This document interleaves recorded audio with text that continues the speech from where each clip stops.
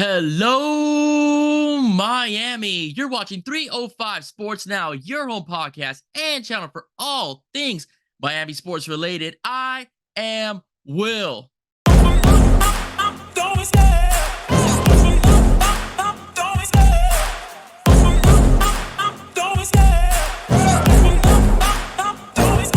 I love the chase and the hunt, and I set the pace when I'm running. I always take what I want and I always give it 100. Don't need a bank, no, I'm funded. Play the game like it's nothing. I'm always thankful for something. Don't take for granted, stay humble. Now wake up, it's time to look at the enemy. Look in the mirror if he is no friend to me.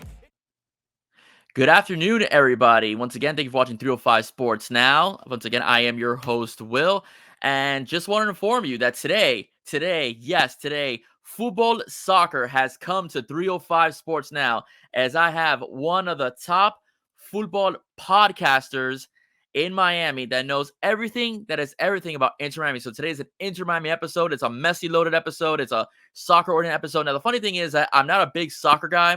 So this guy's coming on to teach me. And if you as a listener and so on, if you've always wondered, like, what's the deal with Messi and stuff like that, this is the perfect guy to bring on. He is the host of the This Is Futbol podcast. None other than my good friend, Daniel Solana. What's up, brother? How's it going? Not much.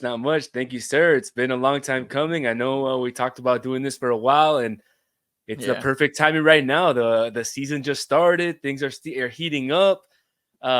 People are wondering, is Messi gonna play a little bit later? Is he not? But hey, I'm glad to finally come on the show and then ready to get some football on 305 Sports Now. Thank you, my friend. And listen, have a lot of questions about Messi, as far as his playing time goes and so on. Because I know in the NBA, which we're a basketball fan as well, they have the maintenance program, for their star athletes. And I feel like they're doing the same thing with Messi as well, because he's the GOAT. Okay, well, we'll see how that goes. But one thing I want to talk about is your podcast. Okay, your DC's Football podcast. You don't hear many soccer oriented podcasts here in Miami. There's a lot of Miami Dolphin podcasts. There's Heat. There's Hurricanes, a lot of Canes podcasters out there, but not much in terms of Inter Miami soccer, despite the popularity that the team has picked up since Messi arrived here. And of course, David Beckham, taking over the team, and Jorge Mas, which is a very familiar name in South Florida. So how did you start your podcast, and how did you get the idea to pretty much create it? So, I mean, it basically started amongst a group chat of friends that we have. And we were just basically the first couple of years of the team, just, essentially complaining about the team, about how bad the team, was, about how bad the coaches were. We didn't like what they were doing. And we were like, why don't we just go ahead and talk about it? We see other people talk about it. We see folks that are in the media that are talking about it, and we don't agree with what they're saying. So we wanted to get our message out there. And so, the 4 or 5 of us got together and we just said, hey, let's give it a shot. Kind of taught ourselves everything, in the podcasting world. This Is Futbol was born back about almost a year and 4 months ago. So it'll be our 1 year and 4 month anniversary coming up now in a couple weeks. Well, much success to you, man. I mean, again, it's doing well, and again, there's a new market now for soccer in South Florida, especially since Messi came over to the team. But it all started, pretty much with David Beckham and Jorge Mas. Jorge Mas has been dying to own a sports franchise for a while now, and he's pretty much been told by other owners from other leagues, no.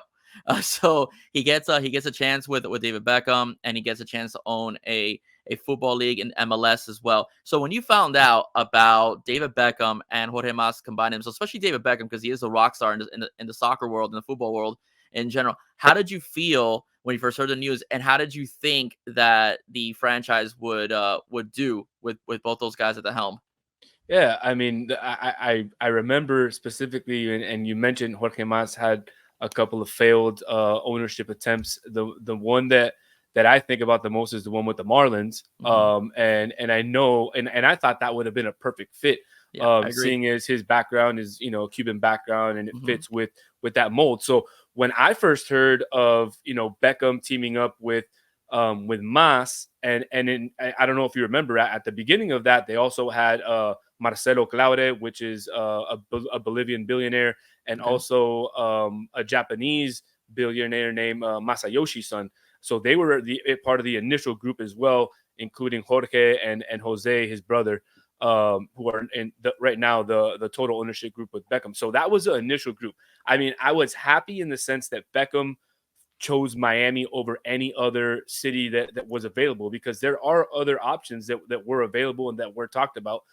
Clearly, Miami was the most attractive in terms of the cultural, the melting pot, and in terms of market, really, it had the biggest market that wasn't explored up until this day since the Miami fusion. So obviously, I was happy. Now, here again, hearing that Jorge and Jose were going to be the bigger backers on this. I can't necessarily say I was too happy, because I don't know if they knew anything about soccer. Now, knowing that Beckham was involved, I could understand. Okay, on the soccer side, we might be okay. But I'll tell you this: over the last 4 years that the Mas brothers have been in control of the franchise, they've promised the city one thing, and that's to bring superstars to Miami and build a Yeah. superstar team. And that's exactly what they've done. They're putting the exclamation point on their project this year. And we'll get to it later, in the podcast. But I have to say that I respect them for doing what they do, because not only have they created that type of atmosphere around the club and around the city of Miami, but I don't know if you know this, Will, but Jorge Mas also owns a team out in Spain called Real Zaragoza. So No, I he's didn't know also that. dipped. Yeah, he's dipped his soccer foot a little bit deeper. We'll say maybe he's gotten knee deep now into the soccer world, and so it's really interesting. And I really respect him for kind of diving into the soccer world and trying to understand the ins and outs of it. Yeah, that's fantastic. I didn't even know that. I didn't even know that. But one of the things that David Beckham wanted to do is he wanted to create a stadium, for Inter Miami. Right now they're playing in Drive Pink Stadium, which is not they've done good work in terms of remodeling it. But when they first got it, it was full of weeds. It was abandonado, like we say in Spanish. But they've done a good job remodeling the stadium, and so on. But one of the things I did like about the idea of the new stadium is the fact that it's not only a stadium, it's going to be a family style place in terms of hotels, in terms of a playground, and so on. But something seems to be holding up that construction. Do you know anything about that, as why yet they really haven't really broken ground, or if they have broken ground, it's been delayed?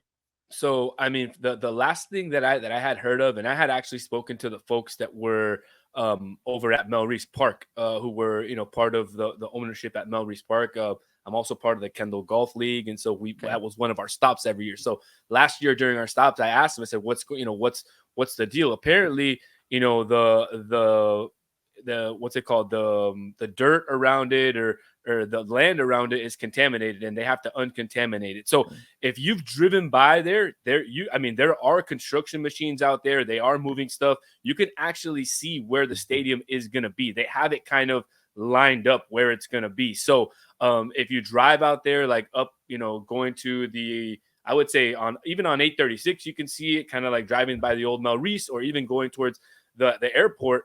You can kind of see where they have it zoned out. It's a little white, a little bit more white sand than the rest of it. So go out there and check it out, and you'll see where the stadium is going to be. I too agree. I think it's going to be fantastic. And just to correct you, the current stadium, they changed this year. It's now Chase Stadium. Oh, Chase is the okay. new sponsorship for the team. So it was Drive Pink up until this year. Chase took over, and I'll tell you this: at first, and I still do think it's more of a high school stadium. Yeah. I think other teams, even their MLS Next Pro teams, which is the reserve team, have nicer stadiums than what we currently have today.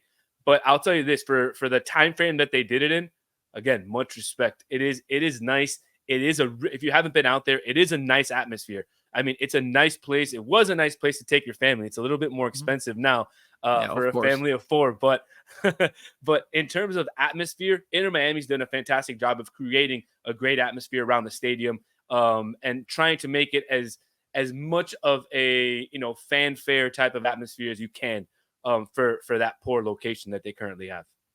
Yeah, that area was used for high school football for the most part, and even Yeah, it was Lockhart Stadium. yeah, Lockhart Stadium. Yeah, that's yeah, and FIU used to play FIU there every so often as well. So that's pretty much where they had, their stadium. Yeah, that was the old Lockhart area that was completely like it's like completely abandoned. Yeah, the only time they use it at the moment is for Inter Miami and the occasional spring game for the Canes, which by the way they've moved. The Hurricanes are not going to be at Chase Stadium. They're going to be on campus April 13th for their spring game. So it kind of sucked. Yeah, I was looking forward to going to that stadium and checking it out for myself. Now we have the Messi factor, okay, that arrives. It was a nice surprise that David Beckham was able to pull this off, and he comes into a team, and last year he completely revolutionized the ball club. I mean, they flat out were balling when he was there, when he was playing. It looked like Messi versus junior varsity. That's how it felt like on several occasions, especially when he was out there. How much of an impact did you really think that Messi would have such an impact early on with Inter Miami that he did last year? Absolutely, absolutely, no doubt. I mean, I've followed Messi his entire career, and I had absolutely no doubt that what he did in that 10 game span, 11 game span of the Leagues Cup, that not only was he capable, but he was going to do that. So I actually, to give you a quick story, I went to a few of the games earlier in the year before Messi was there. And then I went to a bunch of games after Messi got here, completely different atmosphere. I mean, before there was empty seats all over the place, not much of a soccer atmosphere. After he got here, I mean, it was a packed house. All those rumors about fans leaving when he came out of the game were false. Those were all fans that were leaving like to go get something to eat at halftime. So all that was false. People do leave a little early, but that's just because it's like a 1.5 hour drive back down to Kendall or back down to Yeah. Miami, which is where a lot of the fans are coming from. So having that stadium in Miami, I think is gonna make a big impact in terms of how many folks would make the drive up from Miami. Now it'll be in our backyard. So we'll have to see how many folks will make the drive down up from Fort Lauderdale and Palm Beach, which there is a big amount of people who do that today. So we'll have to see how that affects the fan base of those that come up from up north.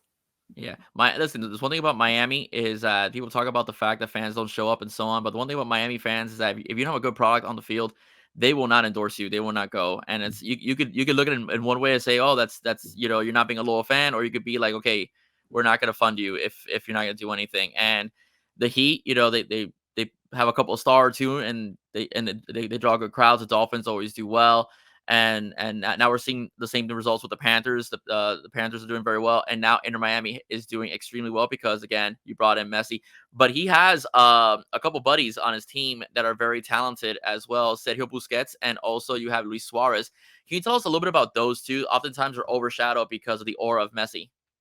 100%. And you're also missing one who I think might be the most important one of the four, and that's Jordi Alba. Okay. And we'll get to them. So we could talk a little bit about Busquets. So Busquets, unbelievable player. Wins the World Cup, also wins a Euro Cup with Spain, and then plays an unbelievable career over in Europe with Barcelona. Decides to come over to the MLS. I mean, I'm not gonna lie, I was a little surprised that him of all people decided to come and join Messi. But again, I was happy because a lot of people label him as this cerebral kind of assassin in the midfield. They kind of see him as like the Messi of the midfielders because he has kind of like vision that other midfielders don't. So I mean, we saw that last year when he got here. When he got here, he was unbelievable. He was just controlling the midfield. He was doing a great job. This year, it's been a little bit different. He hasn't been up to that same level that he had last year. It could be due to the injury that he suffered a couple weeks before the season started when they were playing overseas in that well, now they call it the circus road trip. But again, I thought it was a fantastic idea that that they did that preseason tour. But he Okay. did get injured, and so he's still not at 100%. And I think eventually he'll get there, and he'll get his physicalness under his his legs under him, and he'll get back to what he was. Now Suarez, on the other hand, Suarez, I mean, he had a rough start. The preseason tour, he just did not look okay. Apparently, to what everybody says, I mean, that's the Suarez that I always came to know. I've been watching him since since he was in the U17s. That's how, and Wow. he's probably my age. So probably like I've been watching him, 18 years now. So I basically watched his entire career when he was playing over in Europe, in Holland. He played for a few years, and then he played in England. And then again, we know he played in Barcelona, and then he took Atletico Madrid to win the La Liga title basically on his own. So, I mean, him coming to Miami, for me, it means the world. I mean, I almost shed a tear. Now, again, getting back to his form, he wasn't very good at the beginning. I'm used to that. I know he gets into his form, after a few games. He got criticized by some of the national media. Folks like Taylor Twellman, who's a former U.S. men's national team player. He talked about how slow he was, how he looked, off, how he was done. His knees didn't look right. But I'll tell you this, man, he's got 7 goals and 5 assists in all competitions. Right now, he's second in the chase for the MLS Golden Boot. And for those of you who don't know what the Golden Boot is, it's basically the person who scores the most goals throughout the season. So he's in second place there. And he also is 6th in assists in the league. So, I mean, right now, in Messi's absence, because Messi's been injured the last few days, Suarez has been carrying the team. And then I know you wanted to talk a little bit about Messi and Suarez performance together. When they've been on the field together, I'll tell you, man, it's dynamite. It's like if they have not lost a step. They're like Batman and Robin. They are like, I mean, I don't know a lot of other, good, metaphors to combine them, but we could use some neat ones. They're like spaghetti and meatballs. They're like asado with ensalada rusa, something like that for the Uruguayans. A chori and a pan. It doesn't go without it. So I mean, that when they play together, they're just best friends. They know how to play. They play together. They haven't lost a step. So we hope Messi is gonna play later tonight. And he starts for the team. If that's the case, they'll have a very, very good chance at beating Monterrey later tonight. Is it the fact that he's hurt, or is it a maintenance program that they're using on him? So he's hurt. He's hurt. He's been nursing an injury since last year. That it has to do with a prior injury he had in his hamstring. So he somewhat re-aggravated it during one of the games. And then they've just kind of been taking it easy the last few games. I wouldn't necessarily call it a maintenance program. I think if there was, if tomorrow was the final, I think he could play. Okay. But again, considering there's, 38 games in the MLS season, there's the CONCACAF Champions League, there's Leagues Cup coming up. He also has Copa America later this year, possible the Olympics. So, again, they're just managing and making sure that he's 100% healthy before he gets out there. Oh, okay. Well, that's good to know. That's good to know. Well, so far the team in general is 3-2-2. All right. So how do you see the team this season? They've 3 wins, 2 losses, and 2 draws, if I'm not mistaken. So how do you see the team right now? Is this just the beginning of the year? Relax, don't panic, or do you see some deficiencies on the team that need to be addressed as the season goes along? I think it's a combination of a few of those. So I think it's definitely relax, don't panic. I mean, again, there's only 7 games in the season. I know there's a large part of the fan base that are upset at the coach already. They're upset at some of the tactics he's used, at some of the lineups he's used. Again, am I 100% content with the coach? No, but there's only 7 games into this season. Tonight is the biggest game probably in the club's career, or in the club's existence, when they play Monterrey for the quarterfinals of the CONCACAF Champions League. If they get completely trounced, which could be a possibility because Monterrey is basically the number 1 team in Mexico right now. If they trounce Inter Miami in their home stadium with Messi and Suarez, I mean, this could just send an absolute just negative vibe, towards the league, because the league is counting on Inter Miami and Messi, Suarez, Busquets, and Jordi Alba to lead, the American League against the Mexican League and triumph and show the world that the U.S. has surpassed Mexico in football, and the MLS is better than Liga MX. So that's what this is about. This is almost a David and Goliath battle that the U.S. has been fighting their entire lives. Only one team has won the CONCACAF Champions League from the MLS, and that's the Seattle Sounders. That was a couple of years ago. No other team has ever won. So that's why it's such a big deal for Inter Miami to win tonight, and really for Messi and Suarez to put on a showing, because all eyes will be on the game tonight, and all eyes will be on Inter Miami and Monterrey. Right. You mentioned another player, which is Jordi Alba. How do you see him this year? And tell my audience a little bit about him. Yeah, so Jordi Alba is a left back. Again, he played with Sergio Busquets, both at Barcelona and for the Spanish national team. Fantastic player. To me, he's the key out of all four players this year. Why? To me, he just seems the most in shape out of all four. He does the most running. You see him running up and down the field. He's got lungs for days. He has, fantastic vision on the field. Great chemistry with all the players. And he's just an overall nice guy and a great guy for the locker room. The team lost a few guys in trades this year, especially two of their former captains. Gregory was sold to a team in Brazil, and he was the team's initial captain. And then DeAndre Yedlin was traded to FC Cincinnati earlier or back in March. And he was the team's second captain before Messi got here. So both of those captains were, former captains were traded, and it kind of created a shift in the locker room. So having guys like Jordi Alba, having guys like Luis Suarez, Messi is not very vocal, but he really it does it with what he does on the field. That's how he that's how he leads. So again, it was important to have guys like Jordi Alba, Suarez, Busquets, and them be in the locker room, especially when they're trading, and getting rid of these other players who were kind of, the stalwarts within the locker room.